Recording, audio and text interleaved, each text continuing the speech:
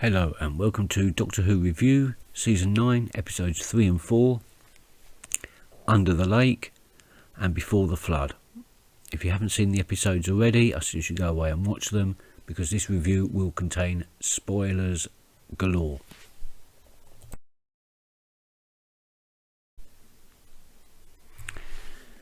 Let me start by first saying that I was not expecting to be overwhelmed by this story. First of all, I wasn't expecting it to be a two-parter.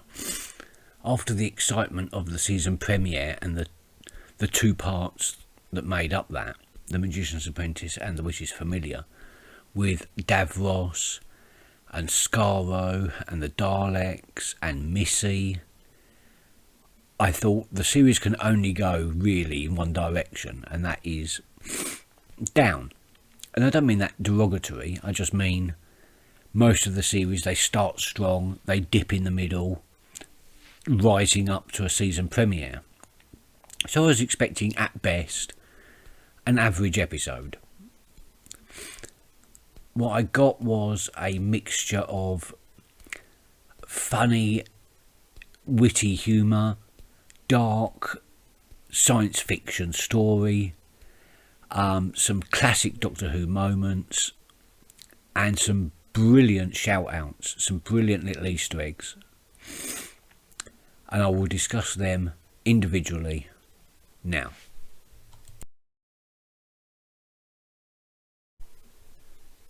Now, admittedly, the episode didn't start off witty.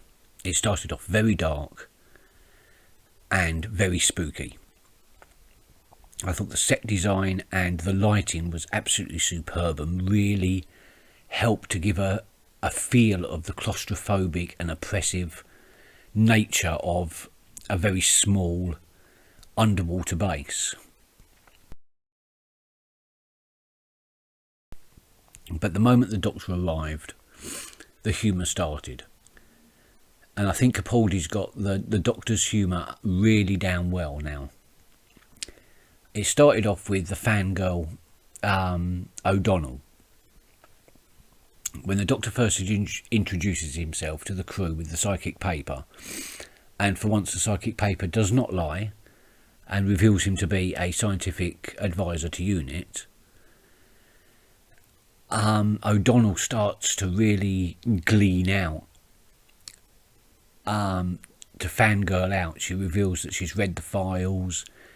And later, at the beginning of Before the Flood, the second episode, she does it again after getting out of the TARDIS in 1980.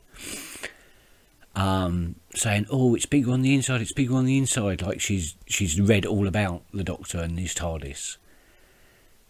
And she proves that by admitting that she knows some of his previous adventures and at least one of his future adventures. Something she refers to as the Minister of War, which I assume is going to come up at some later date. They don't put these things in by accident, I usually find. She also mentions something about Kill the Moon, about the bat coming out. And I thought that scene was absolutely brilliant. Number 2 is the flashcards. I think everyone agrees that the flashcards was an inspired move.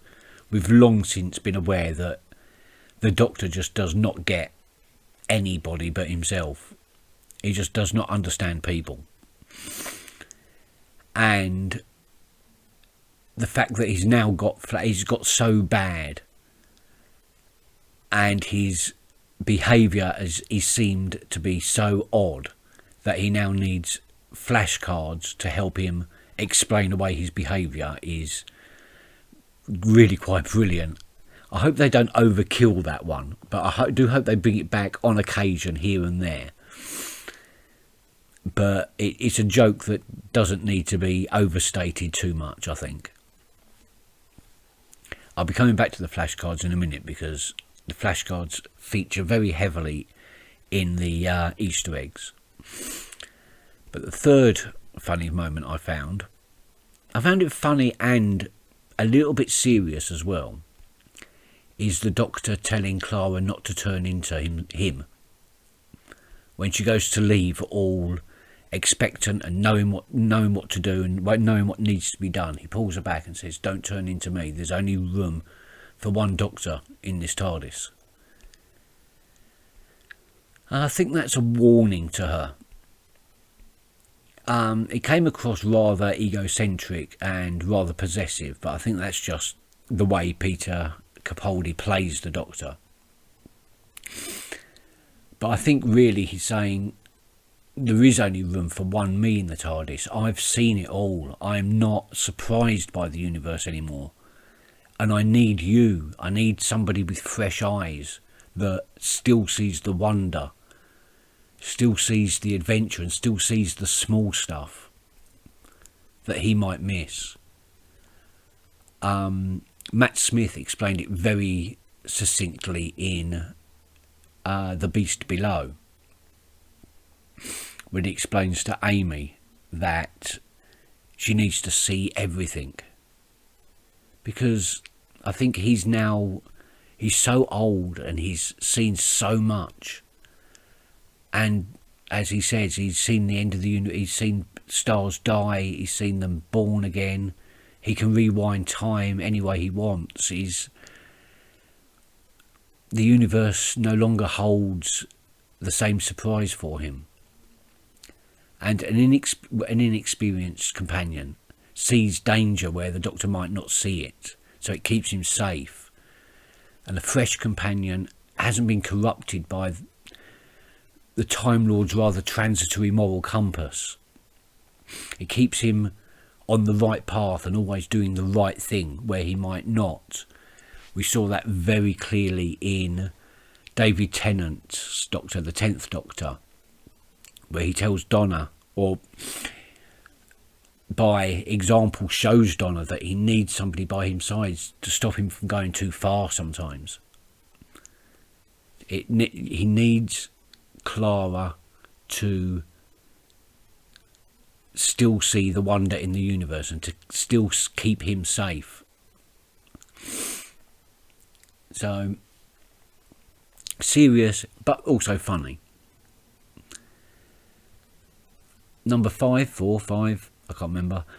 The Doctor winding the ghosts up in the Faraday cage after he lures the 3 ghosts into the Faraday cage. I think the ghost of Moran. The ghost of Moran plunges his arm into the Doctor,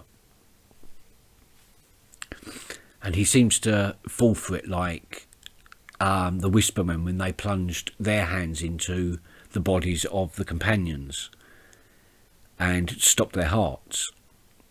And he seemed to react in a very, very similar way and then just laughed at them. And I think this Doctor, this 12th Doctor, more than any other, is a little bit cheeky in that. He seems to enjoy really laughing in the face of his enemies, of winding his enemies up in a big way.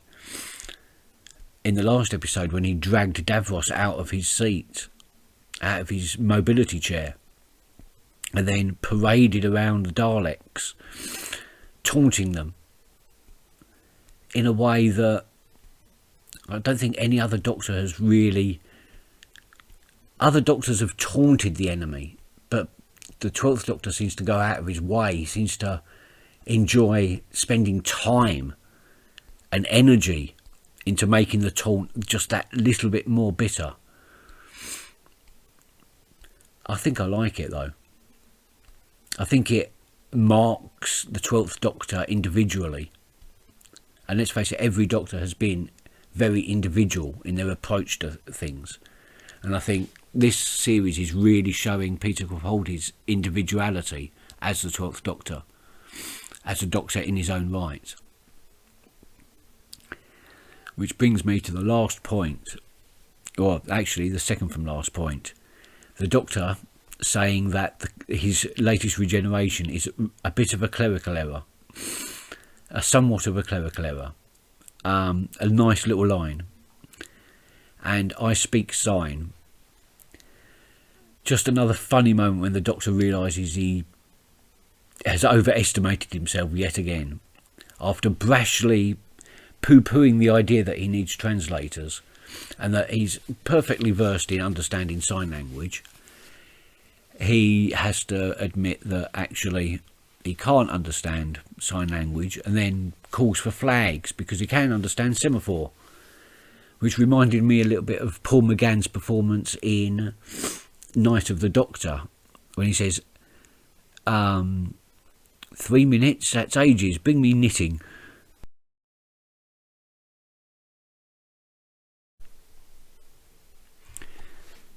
Above all, Doctor Who is a sci-fi show, and there was plenty for a sci-fi fan like me to glee about. There was many Doctor Who moments, and there were inverted quotes, air quotes around that. The first Doctor Who moment begins on the second episode. The Doctor begins the second episode by telling his audience, us, about the bootstrap paradox, by way of an example.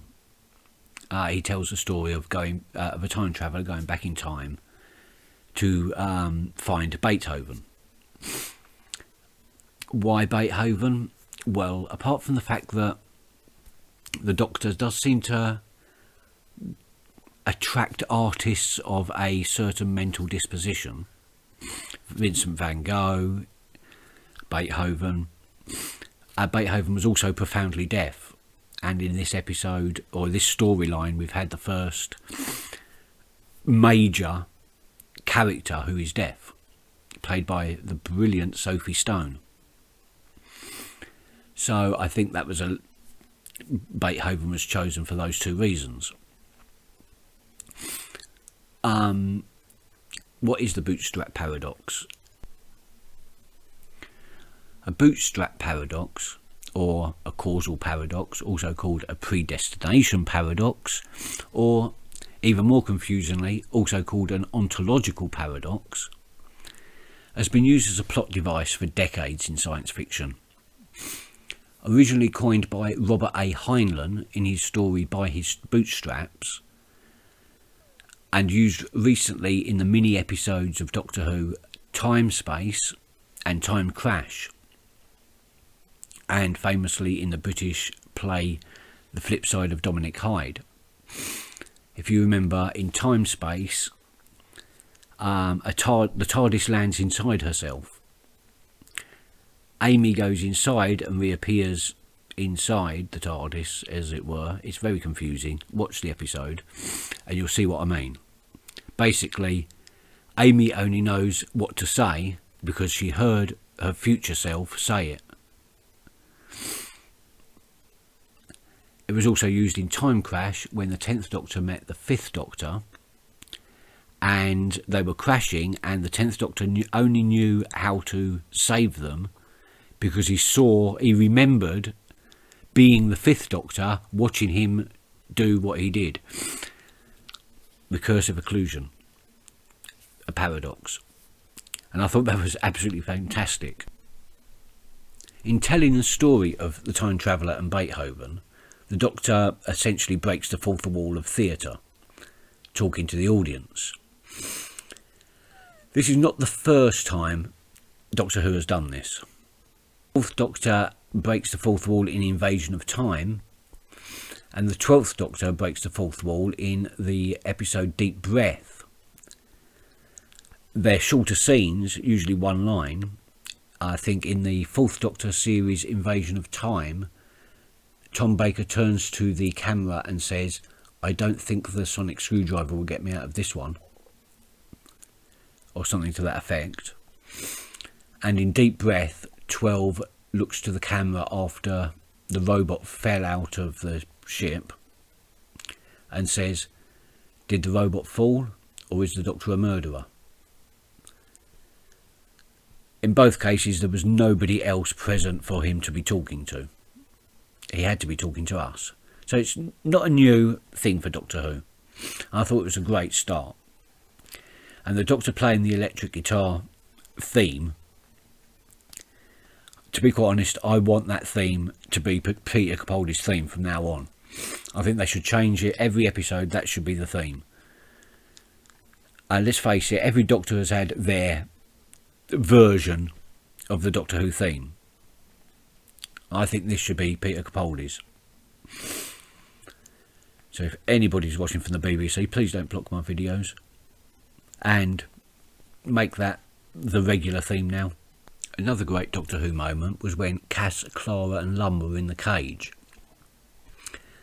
This was in Before the Flood. And Cass was reprimanding Clara for being too focused and putting people's lives at risk, and blaming the Doctor for turning her into that. Again, another little reference to Clara turning into the Doctor.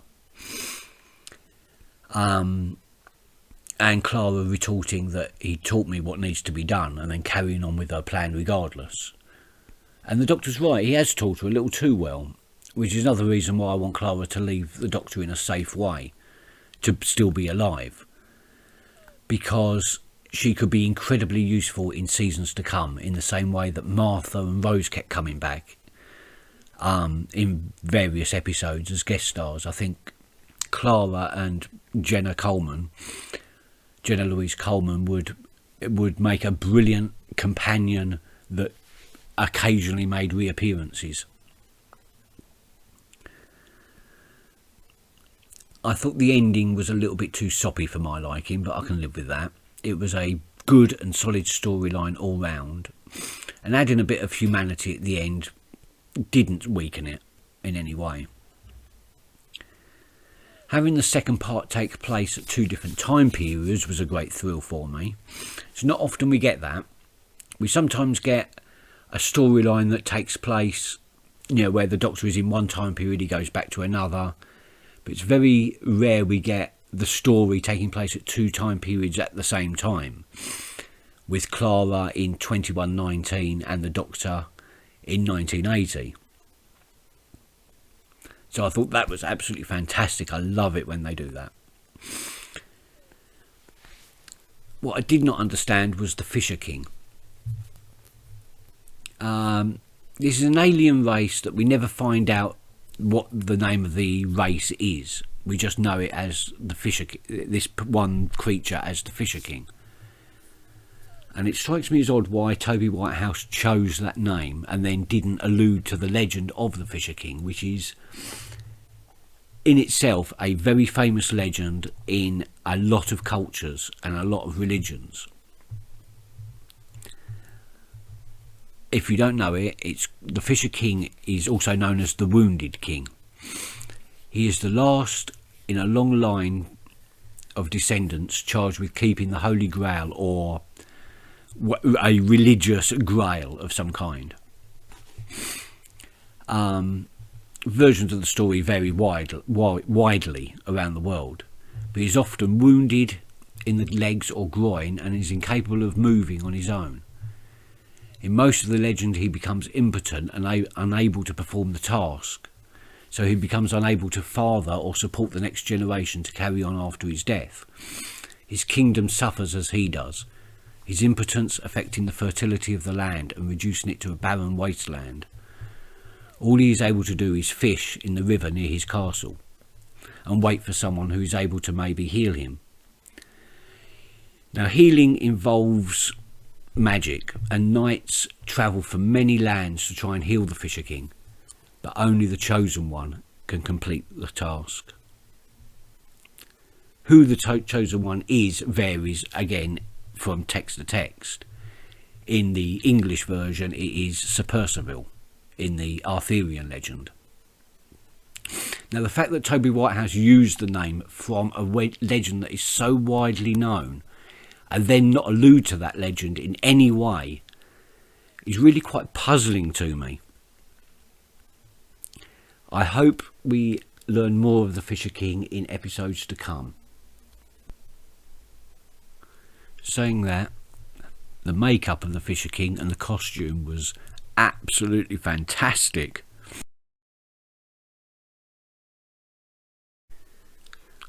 Easter eggs. There was many Easter eggs, and I'm not going to get through them all. I don't think I spotted them all.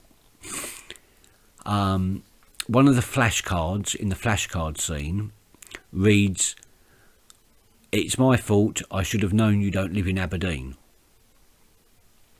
This is an allusion to School Reunion, in which it was revealed that the Doctor did not drop Sarah Jane Smith in Croydon like he thought he had, but had in fact dropped her in Aberdeen. School Reunion was also written by Toby Whithouse, who wrote Under the Lake and Before the Flood. He also wrote The God Complex, in which we first learn of the Tivolian race. In The God Complex, David Williams played the Tivolian Gibbis.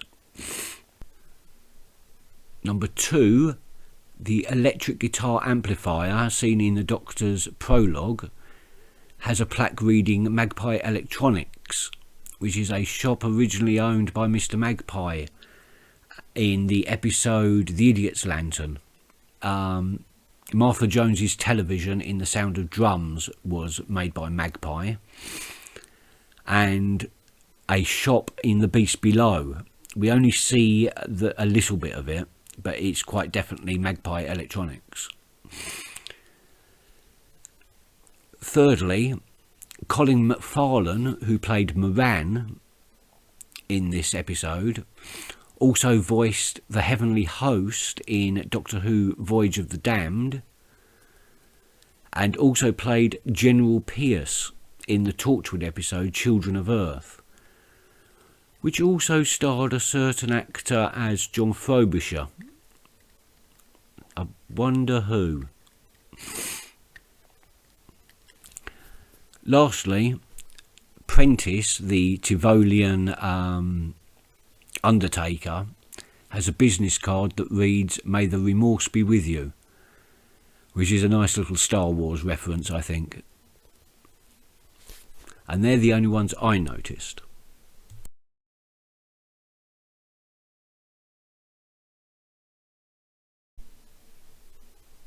There were some things that I didn't understand about the episode. Maybe it's because I've only watched them once, and like most Doctor Who's, in order to really understand the complicated ones, they do require multiple viewings.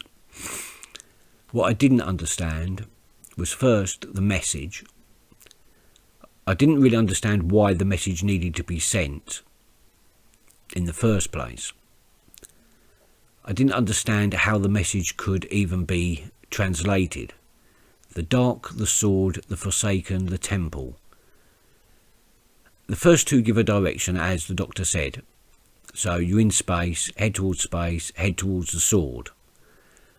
Assuming that the random scattering of a few stars against the backdrop of the galaxy actually represented a sword to somebody else in the galaxy seems unlikely to me, as the actual formation of the stars doesn't actually look like a sword. On Earth, we draw it in. Secondly, how would they know to come to Earth? Earth would be a dim, probably not even visible at that range. Maybe our star, the sun, would be visible, but having got to our solar system, how would they know what planet to land on? And how would they know to go to the northern part of a very small island? Unless, of course, those beacons were getting stronger and stronger, and that was the point of it. Maybe I just misunderstood that. Secondly is, in the scene when Cass has become separated from Clara, she was being followed by a ghost dragging an axe, and she was obviously quite aware that something was... You could tell by her face as she was walking along that she knew something was wrong.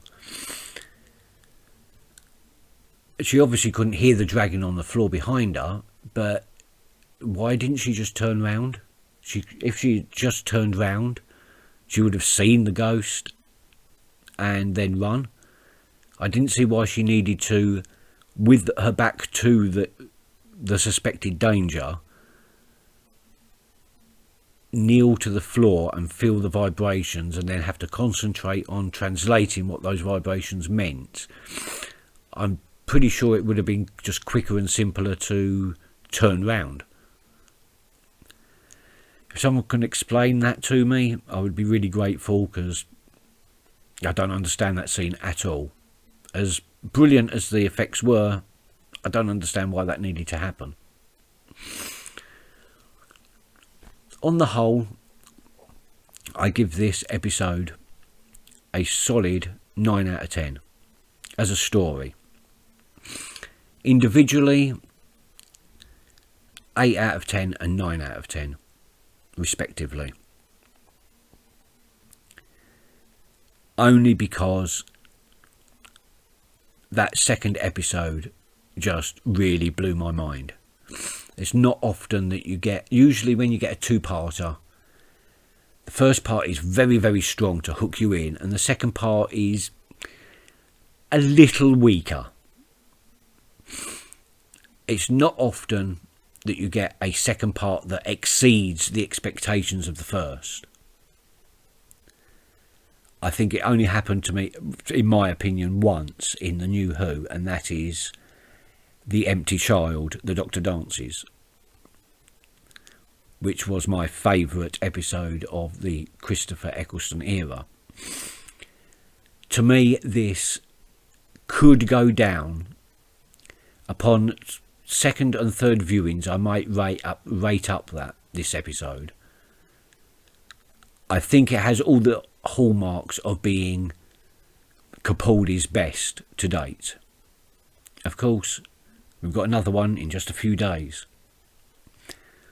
I am really looking forward to this, because this series is getting stronger and stronger, and Capaldi is getting better and better.